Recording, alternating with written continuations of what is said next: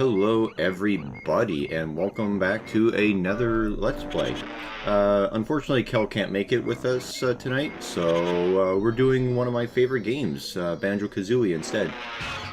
Have you ever heard of Banjo-Kazooie or heard much about it? I have heard, I have played it. I did not beat it because my cartridge was stolen. Ah. That's really unfortunate. How far did you get? I do remember playing quite a bit of that level in the swamp. Okay, so you got about halfway. But yeah, it's a really good game. I've been playing it since I was like 5, and it's just one of those games for me where if I really feel in the mood to have like a really nothing day, I just go and just beat it. I do find amusing. I do find amusing that it seems like when Banjo kicks the instrument, the shaman guy is using. I forgot his name.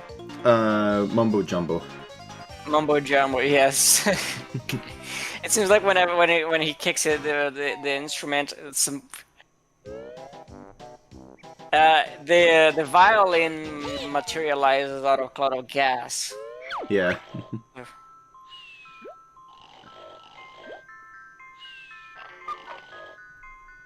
But, yeah, so I figured we'd do this Let's Play because with my cousin I did the first ever game I played, Mario 64, so I thought it only makes sense to do, like, basically the second game I've ever played. So. So Super Mario 64 was your first game ever. Yep, first game ever. That is a tale, yes. A tale is in like what did you mean? Yeah. I mean, it's quite the game to start with. Yeah, especially since it was like brand new at the time. So, you know, it's kind of funny because in Mario 64, they felt that it was going to be too confusing for players to understand what a camera was because of a 3D environment. So they had to introduce like the fishing Lakitu as the cameraman. But as a kid, I was actually more confused by the fishing Lakitu flying around you, more so than the explanation they gave as to why he was there. Are you a feminist snuff film or what? Well, why are you following me around? Well, the problem was that as a kid I understood how a camera worked, right? Like you have to, like, it's filmed like whatever you film with the special box, like it captures, right? Yeah. Like, even as a stupid kid, I figured that out. But there's a point in the very beginning cutscene where he goes out of from being behind Mario to being in front of him, filming him, but the camera angle is still the same. So it's like, as a kid, that's what confused me, like, how the fuck is that possible?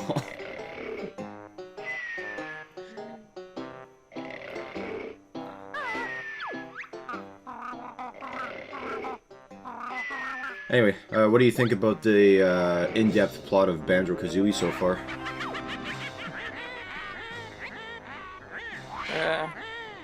You haven't been paying attention, have you? I do somewhat miss those very unassuming game stories, like the where the excuse for plot just had to be very thin. I do kind of miss that, in a way. Well, yeah, I mean, it's not like the main point of it. It was the gameplay, right? Yeah. And nowadays, a bunch of games just want to be movies. Cause like a lot of, it seems like the people who are making games are like frustrated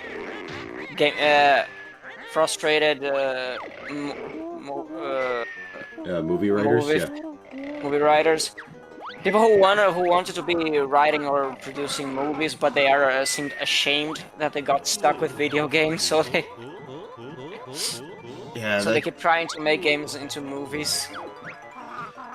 yeah, having those long walking segments and just cutscenes that last for at least 10 minutes at a time. No, no, sincerely, those walking segments, like the forced walking in games, that is worse than just having a cutscene, an unskippable cutscene. Because at least with the unskippable cutscene, I don't need to be there. Like I can go, okay, I know this cutscene is gonna be going on for like some 10 minutes or so. I'm just gonna go take a piss or grab some food. Yeah, but you're essentially forced to push forward on the control stick Yeah. for the whole time. Yeah, for like to that is like a if I'm playing a game, like it's one of the reasons why I don't want to play Half-Life 2 again. It's because it have those terrible segments where there's no excuse for you to have it to be in control, because nothing that really requires your presence is going on. Like it's just it just sounds like, first of all, it sounds really masturbatory from the game writers and directors, but also it's wasting my time. I've seen this scene before. I don't care what's going on in here. Just let me get on with playing the game. So it's just like it's a disincentive to replaying the game. And Yeah, first. oh yeah, I forgot about that. Yeah, just a little secret, just an extra one up. Yeah. Though I do like the little beep beep beep beep beep that the trophy makes. Yeah. But yeah, like and then like the directors excuse those kind of sequences by playing the game is admitted like 40 years old. It needs to grow up. No, just because you're afraid of being seen as immature doesn't mean I have to bow to your insecurities. Like, just let me play the game without wasting my time. Yeah, actually, a good example would be here. They do give you a choice if you want to play the tutorial or not. And if you do play the tutorial, you get rewarded in this game. Yeah. Technically, I'm doing it right now, where instead of talking to bottles and learning each move individually, which does take quite a while and it's annoying, but if you do it, you get a piece of a honeycomb, and if you get all 6, then you get an extra a little HP. So that is another thing that game developers seems to have forgotten how to do, is make unintrusive tutorial levels. that is something that I will say that Valve is extremely good at, is making a like introducing something and then having you do it in such a way that it's like naturally progressive each time, you know? Like I know you ragged on Half-Life 2 in their cutscenes, but that is something that they are very good at.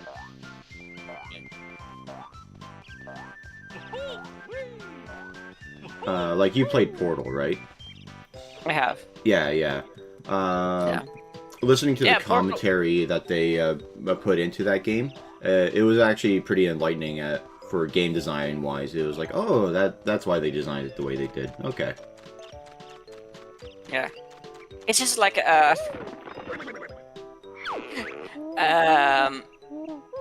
I mean, Valve is not a bad company in many regards on how they handle game design. It's just that one quirk of Half-Life 2 that I find it really obnoxious, and I have a massive gripe with that game in that regard. Yeah.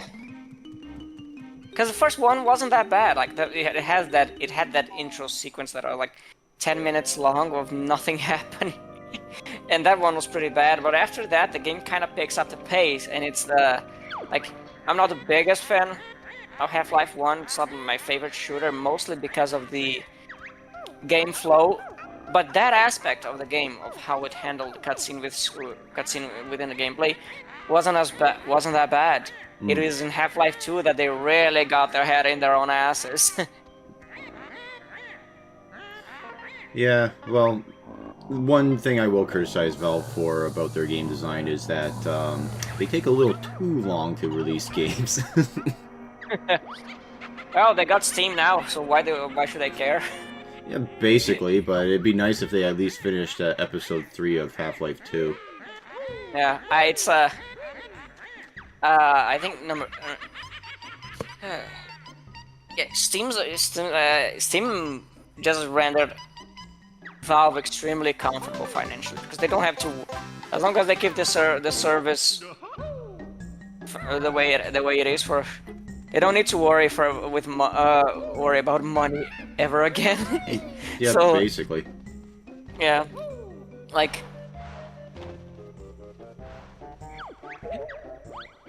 it probably the resilience for making new games is probably more a factor of a lack of passion from a lot of the people involved, because the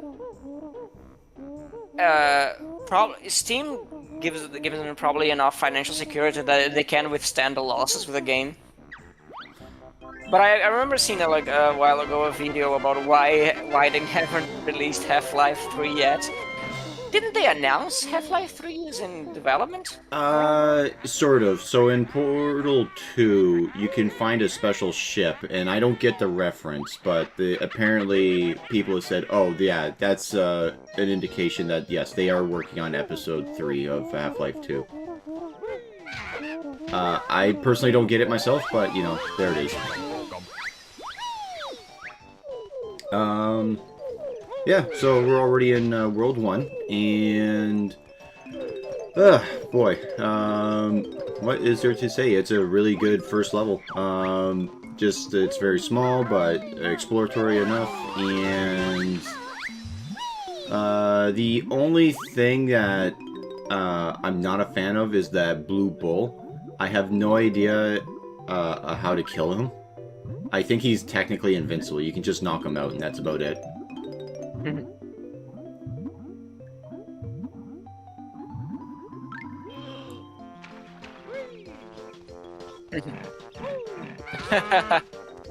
Yeah, just like that, and he gets up after a minute. Yeah, I played this level a lot when I had this game.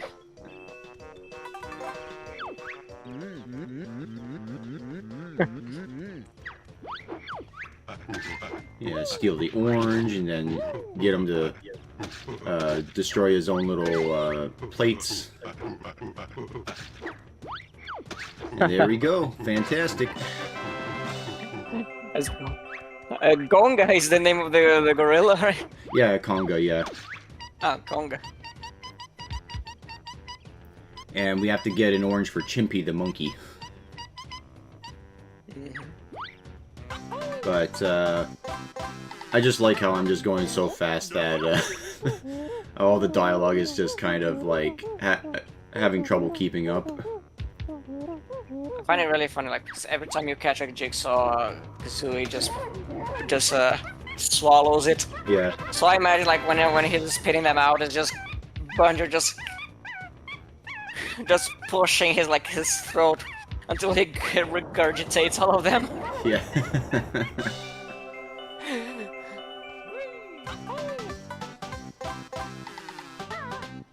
Yeah. Either that or it's coming out of the other end. Yeah. I mean, you can do that with these eggs here.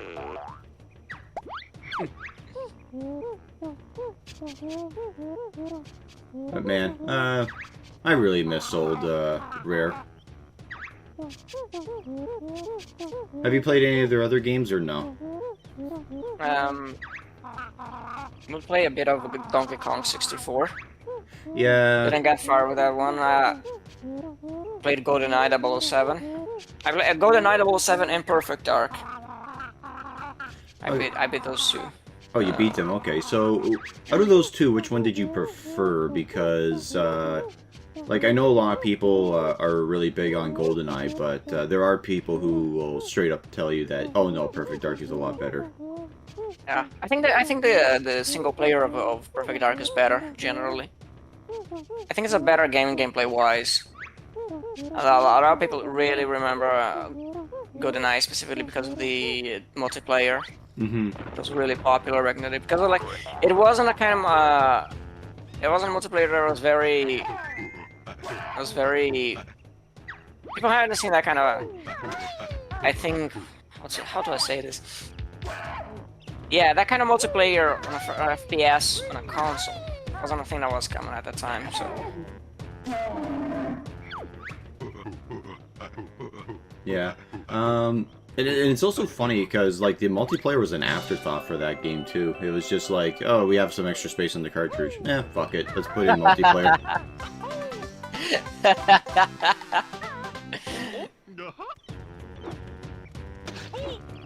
But, oh, so here's a bit of a weird quirk about how my recording works for a lot of these older games. Because they run on that, fuck, I forget what it's called. The red, white, and yellow cables that plug into the TV. Yeah. So because of that, what ends up happening is that, I don't know if it's the hardware that I use or what, but there is a slight delay between me pushing buttons and actions happening on screen. So, if I make any slight mistake, that's usually the reason why. Nice cover-up. Yeah, but no, if you look at the editing process, it's also shown in the recording because the audio is off by like a 20th of a second or something like that. So I have to actually go in and like push the audio back just so it's lined up correctly, you know?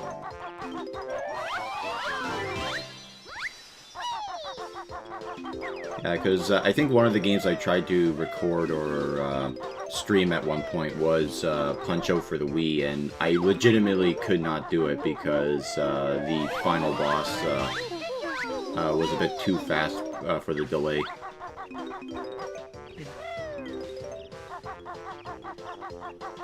Which is a shame, because I really, really fucking like the Wii version of Punch-Out.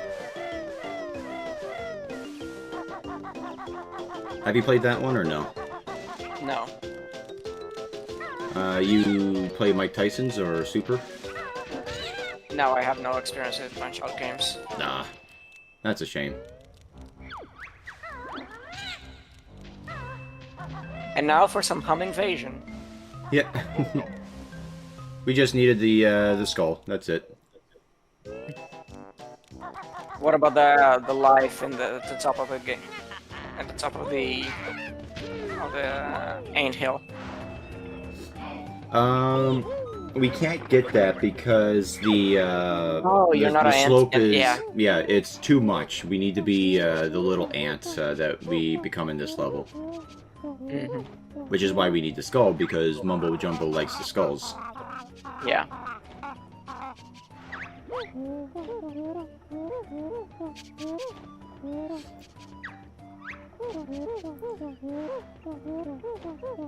Alright, fantastic. Now we learn the move to break Kazooie's neck.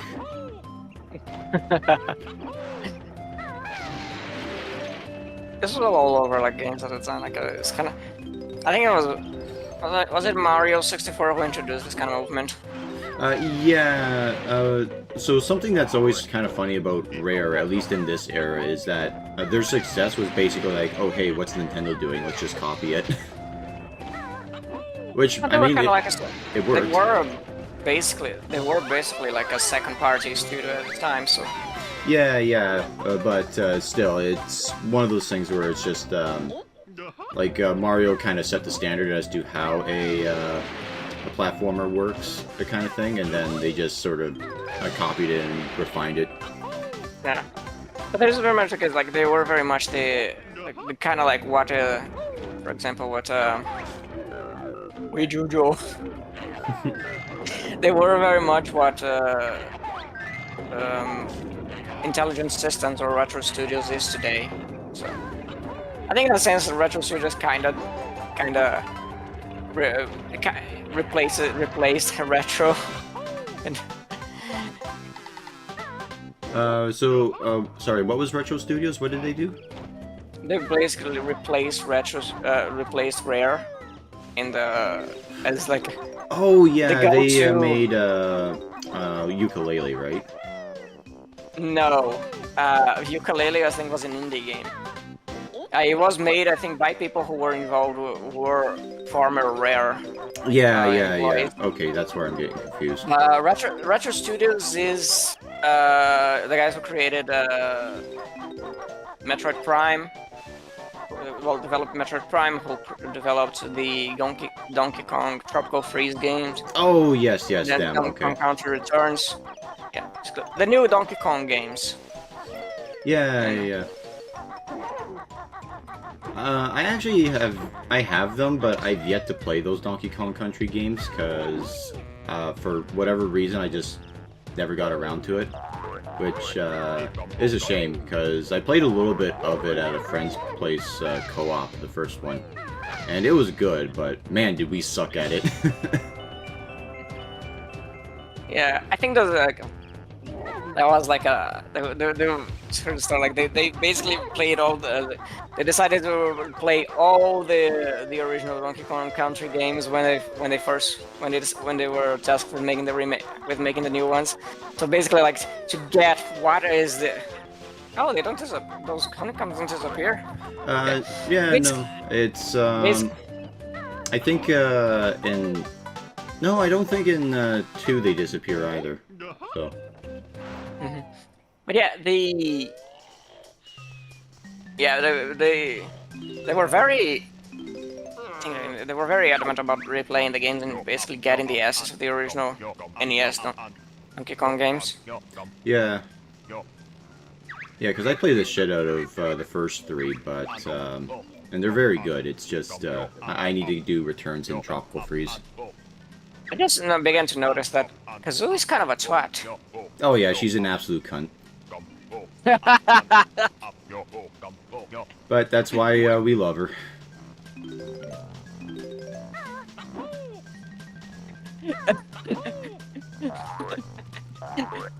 Men's gamer boy sees unstable woman. I can fix her.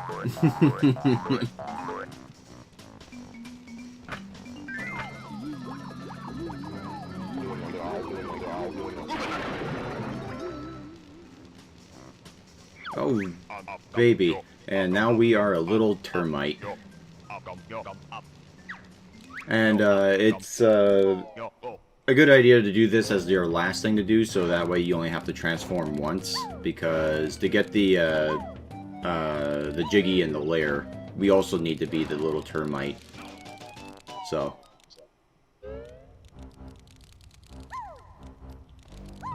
It's so funny the way he shouts. Yeah.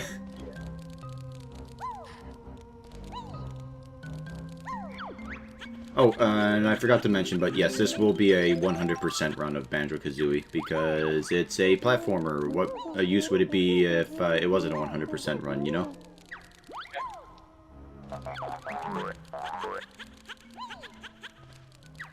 Well, for Let's Plays, I guess it has to be the norm. Which is why I'm never... Like, if I was going for... which I'm glad I'm not a Let's Player. Like... Well, at least for this kinds of... if I were going to do a Let's Play, it wouldn't be for platformers, because... not the kind of games I'm particularly skilled at. Especially... And imagine, for example, having to do... Super Mario Sunshine, for example. Yeah. That game is a nightmare to do. Yeah, Pachinko and Poison River are always fun. Yeah. I plan on... No, I cannot try beating that game at some point, because I haven't beaten it yet, but Jesus Christ, doing that... After a certain point, some of those missions get dreadful. Like, it's not my favorite Mario game, just saying. Surprisingly, it's my favorite because I like how the movement is. It's probably the most platformy out of all the Marios. I haven't. Yeah, I have yet to beat this game, but I really did not enjoy like how repetitive the missions became at a certain point. Certain points. Like, what do you mean? How many other missions there's involved? For example, catching coins and Oh, all the catch coins, all the missions was going after Shadow Mario. That got really tiresome to me.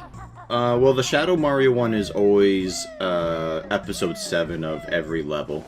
Yeah. And then there's I know the bonus of episode 8, and then the reason why it's always the 7 for Shadow Mario is because you have to beat Shadow Mario on every level for the last level to unlock.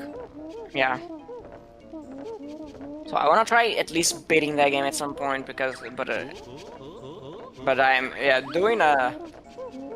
I imagine doing 100% of that game is gonna be pretty. It's gotta be pretty obnoxious.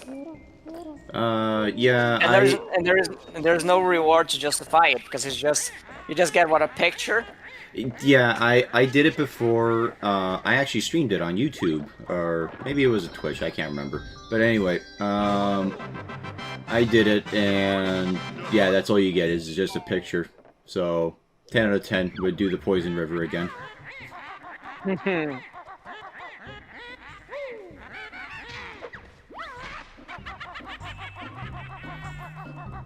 The cauldrons. Yeah, I was disappointed as a kid that it took so long to get to the next cauldron to actually use them as a warp. But man, did it feel rewarding after that. Yeah, Banjo-Kazooie, I remember it being a game. Oh, I remember being a game that is quite punishing for in a time sense for when you fail. Like if you die, you gotta game over, and the punishment for it is quite a big chunk of time lost. Yeah, it's a lot of people complain about that, but essentially, for those who don't know, if you're playing the N64 version, if you die, you go back to your note count of 0, so you have to collect all the notes again. Oh, and this is actually important information. Gruntilda likes brushing her teeth with moldy cheese. Washes her hair with rancid milk, and gets her clothes from the trash can. I'm actually dead serious. That's very important information to know. I know.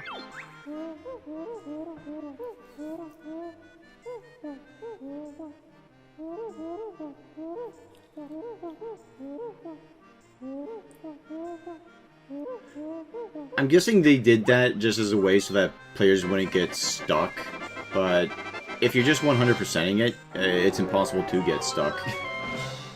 You're probably good by the end of the story. You get more than you need.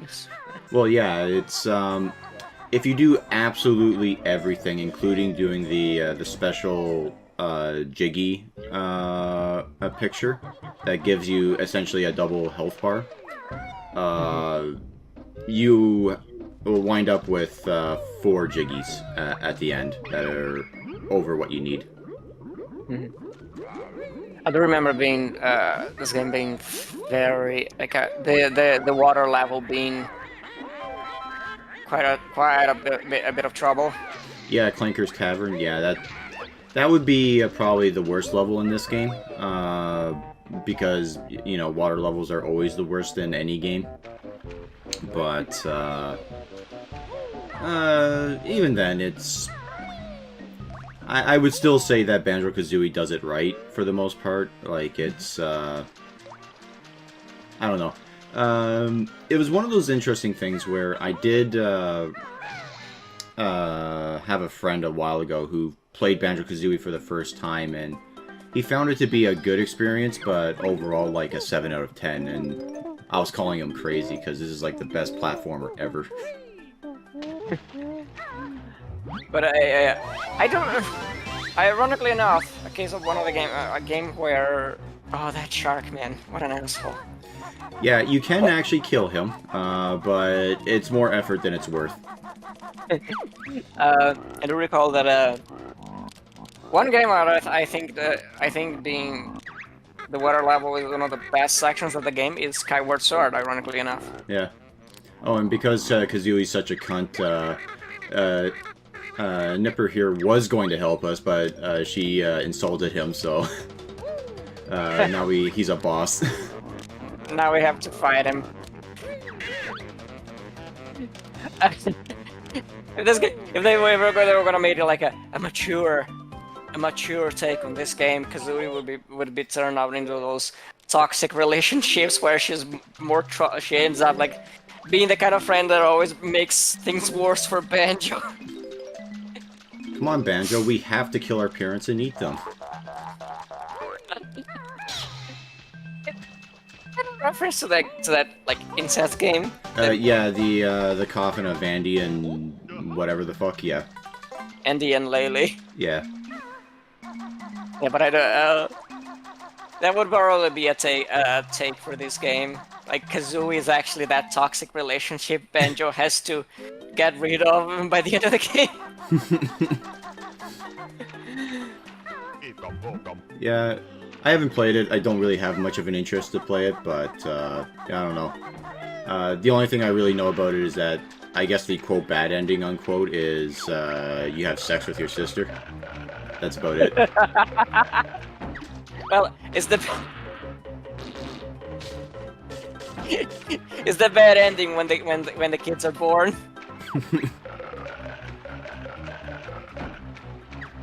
Yeah, then it just becomes The Hills Have Eyes, but in the an urban setting. So yeah, like I said, you can kill him, but I think he just respawns after a while, or maybe I killed him in this section, but other sections of the map he can still appear. I can't remember 100%, but it's at least a little bit safer to grab that honeycomb piece.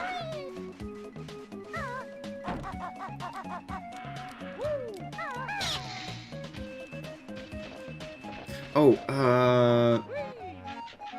speaking of this being a pirate level, were we talking about that? Hmm?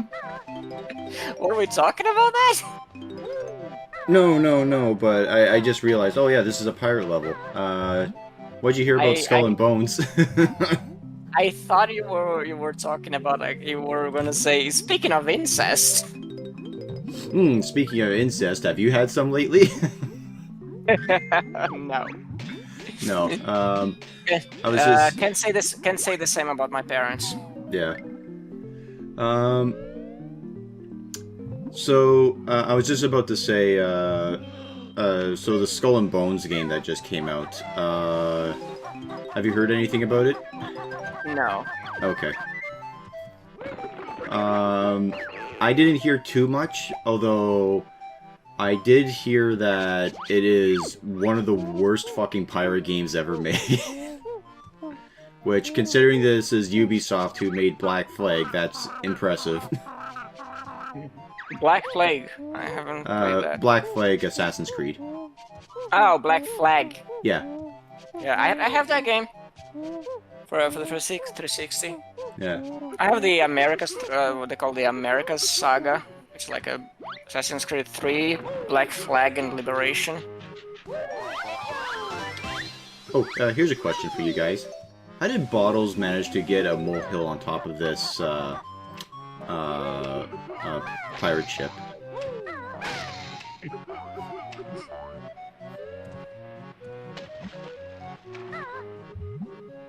Gok, do you have any theories?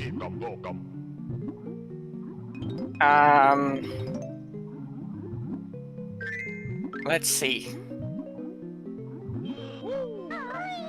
Because at the very least, it'd be hell to get through that, the pole. I'm trying to think of an appropriately stupid answer a la Bioshock Infinite. dimensional travel or something. Oh yeah, Dimensional so travel. there's actually like a portal underneath every single one of his Yes. mole hills. Yes, and Bottles actually travels through a dimension where all of the different mole hills are connected, just like all of the different lighthouses in Bioshock Infinite. Not a What? big fan of that game, in case you haven't noticed. Yeah, but I know you go up to a lighthouse and that's how you get to what is it called? Columbia? Yeah. Yeah, that's how you get to Columbia, but I just how there's more lighthouses? By the end of the game, there are more lighthouses. Oh, okay. I won't spoil it in case you want to see for yourself, but it is very stupid. Yeah. I think what kind of got me was that this was something that Yahtzee brought up, and it's one of those points that he makes that's like, yeah, you know what, that's actually accurate. It's a society that believes in like genetic superiority, right? Mm-hmm. Why the fuck would they use tonics? Yes. Basically, the only reason the tonics exist in that game, like the tonics and the vigors exist, is because they had the plasmids in the first two Bioshock games. Yeah, like I understand mechanic-wise why it's there for it to be a game, but story-wise it makes no fucking sense. Not only like why it's not even the point of genetic superiority. It's mainly about spiritual purity, like religious purity. Why would a hardcore fundamentalist Christian society accept like a supernatural, accept like vigors that like drugs that gives you supernatural powers that they could very well read as satanic? Like one of the propaganda, one of the advertisements for the tonics even uses like little devils as the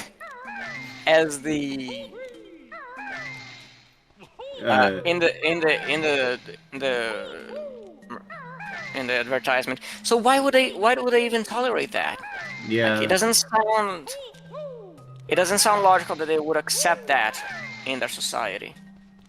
But even more so, it's just one of those things where it's like, you know what would make worshipping God a whole lot better? If I could shoot crows out of my fucking wrists. Just like Jesus intended.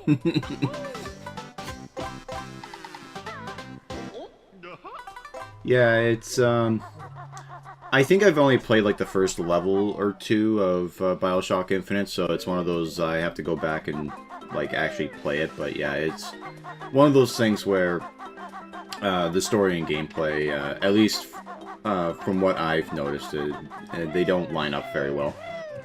Yeah, I do recall like I had my biggest rage quit of my life was playing Bioshock Infinite because the game failed to save. I spent like the whole day playing the game, and it failed to save something like 2 hours of progress. Oh jeez, yeah, I hate it when that happens. And I basically tossed my controller from the bedroom all the way to the kitchen. Okay, and, Wings of Redemption. Yeah. And and then I dropped the game and didn't play it until like I bought it on Steam. Where it had a better save function. Just froze it for me. Yeah. Oh, it's back. Yeah, it had a better save function back then. Yeah, I remember this level being quite fun to do.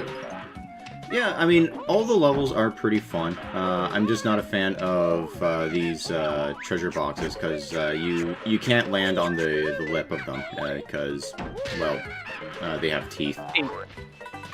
Yeah, that makes sense. Yeah, It makes sense. It's just annoying that you have to kind of aim it perfectly. That's all. Yeah, it's not the it's far from the most illogical thing I've ever seen in platformers.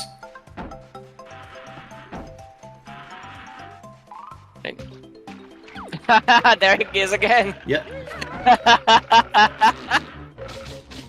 Oh, what a dick.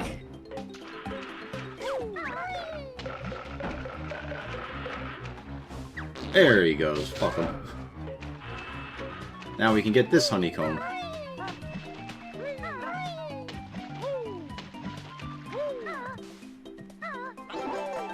So, I was thinking of doing some other YouTube content at some point. Specifically, like D&D and tabletop RPG stuff.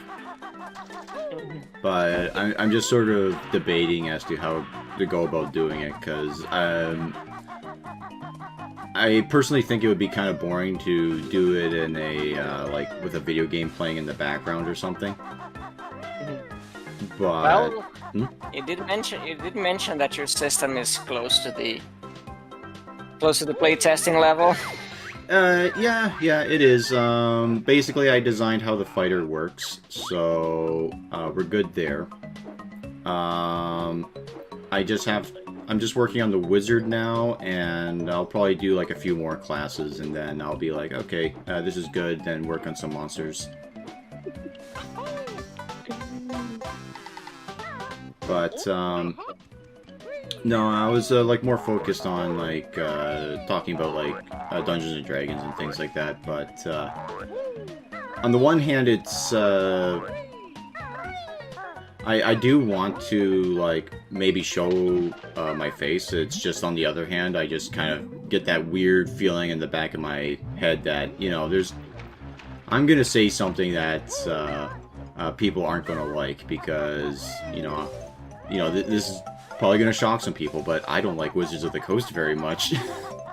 I mean, I don't think not many people like them nowadays. That's actually the weird thing that I've noticed, is that the OGL scandal, people really hated Wizards of the Coast, but ever since they came out with their BP, oh, we're sorry, excuse, they were like, oh yeah, everything's forgiven. No, they're still owned by vampires, so don't forgive them so easily.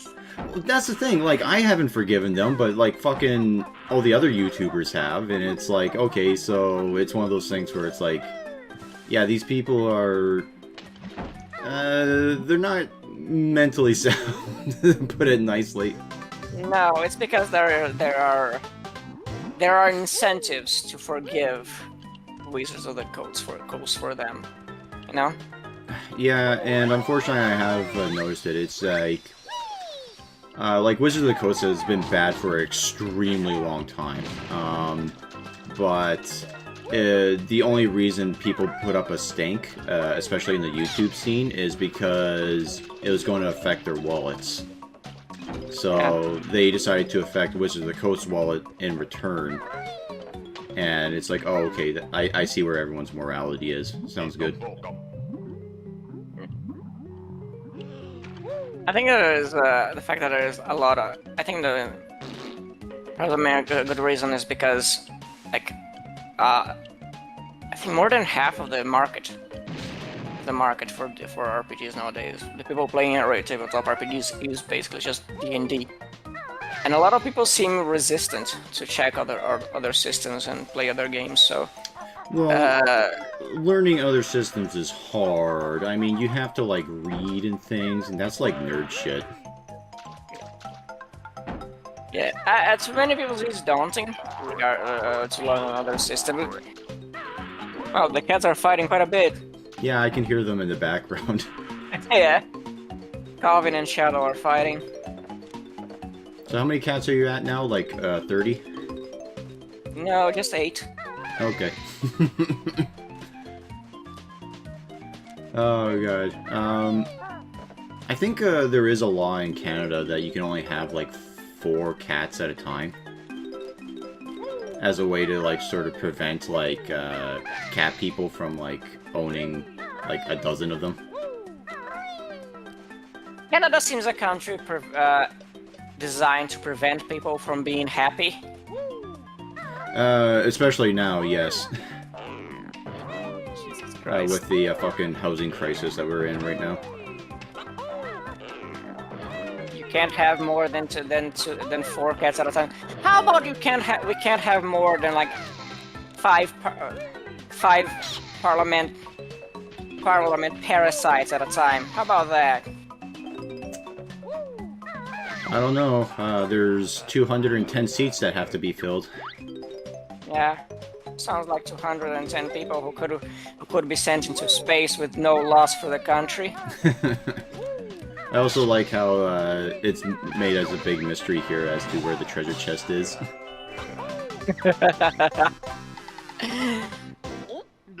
Oh, and as a kid, when the treasure box said, "Oh, please open me gently," I was like, "Oh, okay, that means we have to use eggs to break it open." But no, you can break them open however you please. It was just a little flavor that they added for the box. Please, no domestic violence.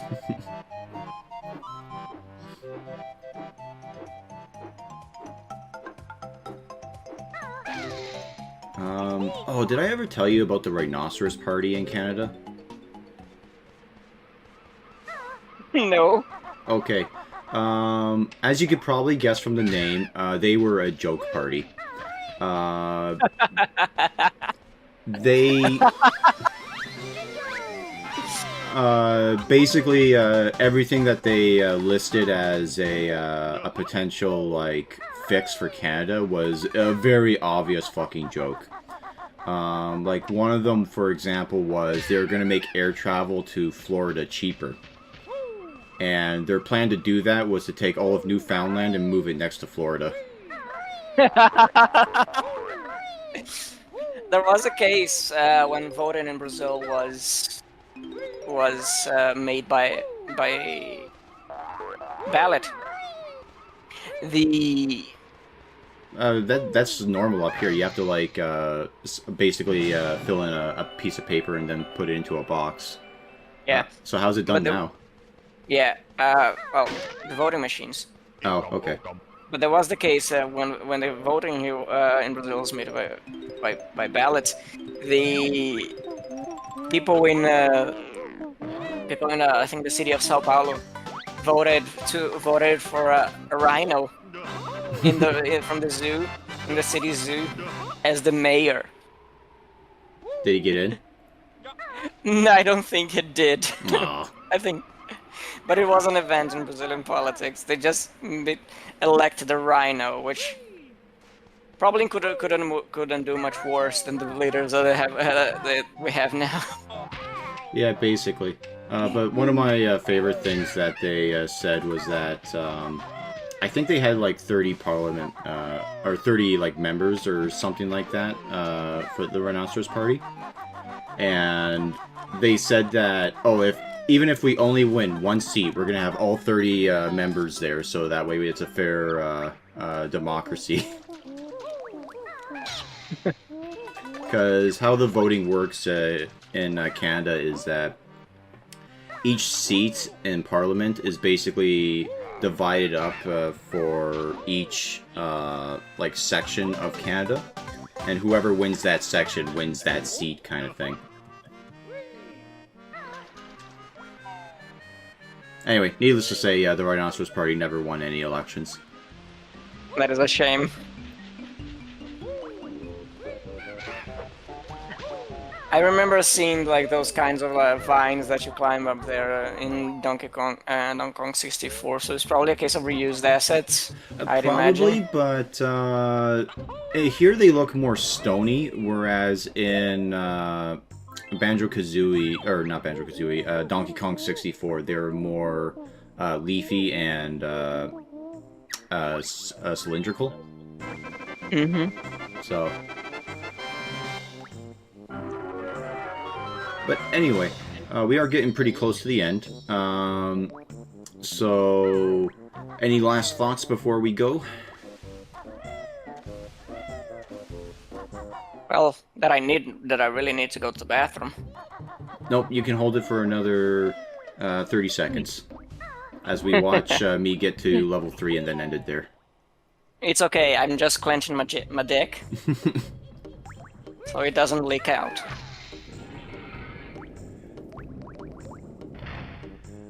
Oh, unfortunately, there's not going to be enough time to talk about it, but there is a discussion to be had about those who are circumcised having the piss versus those who are not circumcised who have the piss. Well, is that instead of clenching the tip, you clench on the bottom? Yeah, basically. It's like that. But anyway, with that, we will see you all next time. Have a nice night. Bye-bye.